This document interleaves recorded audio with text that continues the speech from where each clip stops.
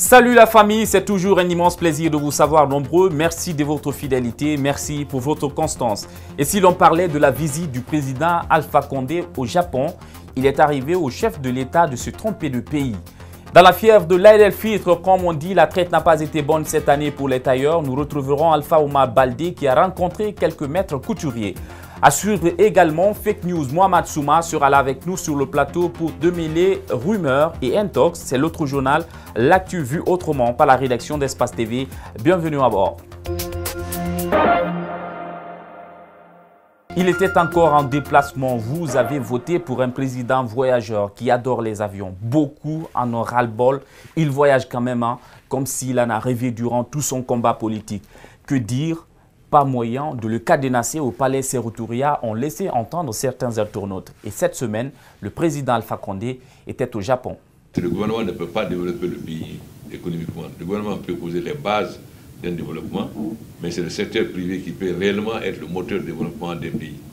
Donc nous souhaitons que les entreprises japonaises connaissent mieux, parce que la Guinée n'est pas très connue au Japon.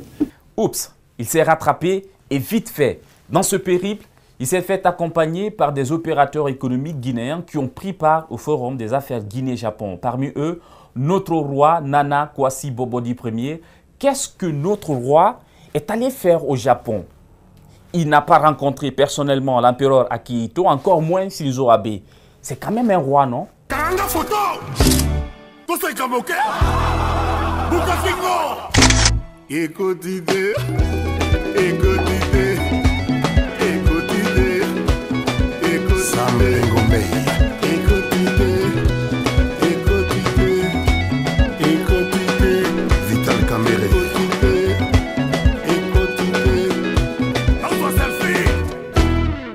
Un petit détour à l'Assemblée Générale du RPG Arc-en-Ciel, c'était le samedi dernier.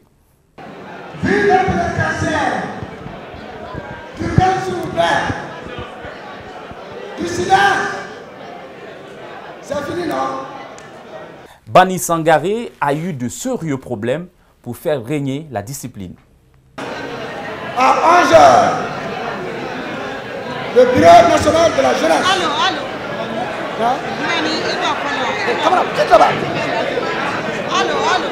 Ce que vous ne savez pas est que c'était un journaliste qui se faisait agresser. Tierno Amadou Mbone Camara du site Mosaïque Guinée a été secoué et sommé de supprimer les photos d'une bagarre au siège du parti. Le bureau politique a présenté ses excuses, mais ce n'est pas suffisant parce que ce n'est pas la première fois. L'autre fois, c'est ici que Malik a été bastonné par la garde présidentielle parce qu'il a pris une photo. Et aujourd'hui, on voulait faire la même chose avec moi parce que j'ai pris une photo. Je pense que les partis politiques doivent aller plus loin pour éduquer leurs militants, leur faire savoir le rôle exact du journaliste quand il est sur le terrain. On ne peut pas interdire à un journaliste de prendre une photo si ce n'est pas dans le cadre privé. Et ce qui se passe ici n'est nullement du cadre privé. C'est un espace public, c'est une rencontre ouverte à tout le monde. Et quand il y a des événements qui se font, vous ne pouvez pas interdire à un journaliste de photographier ça. Encore une fois, les cadres du parti ont tenté d'essuyer les bévues de ces quelques militants ingérables. Je profite de la même occasion pour dire à tout le monde que la direction du parti fera tout pour imposer la discipline au parti. Personne, je dis personne n'est au-dessus du parti. Quel que soit son rang, qu'il soit ministre, qu'il soit secrétaire général, qu'il soit chef de cabinet, qu'il soit directeur général, ici, nous sommes des militants et sympathisants du parti. Nous disons à la Brigade nationale, quand l'Assemblée générale du parti commence, toute personne, à part le professeur Alpha Condé, président du RPG, que personne ne rentre avec bruit au sein du parti. Ça, c'est tout le monde. Qui est entré avec du bruit du coup?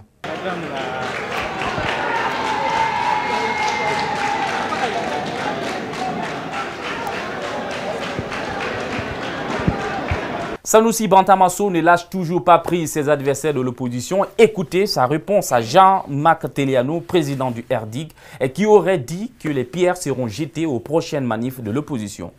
Mais j'ai entendu parmi nos amis l'ancien ministre Teliano, ancien ministre du professeur Alpha Condé, ministre de l'Agriculture, qui a dit qu'ils vont jeter des cailloux. Ah ouais.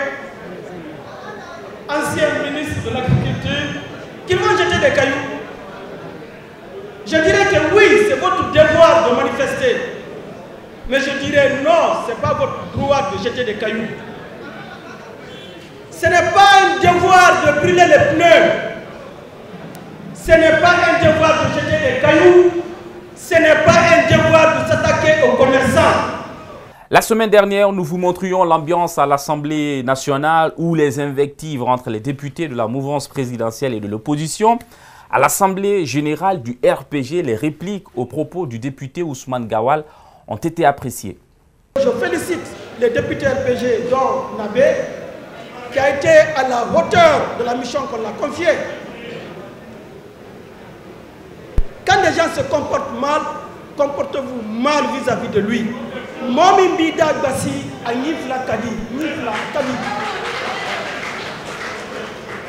Donc, au président Kori, qui préside les plénières de l'Assemblée nationale, quand un député prononce un mot déplacé, il a la latitude, il a le pouvoir d'arrêter le député d'avancer.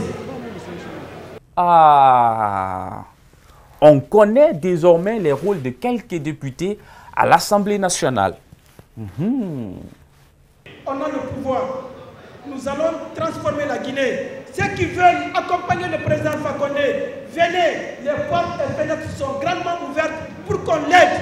Mais ceux qui veulent faire le semblant, ils seront dénoncés. Allez, on se tape une pause et on revient juste après.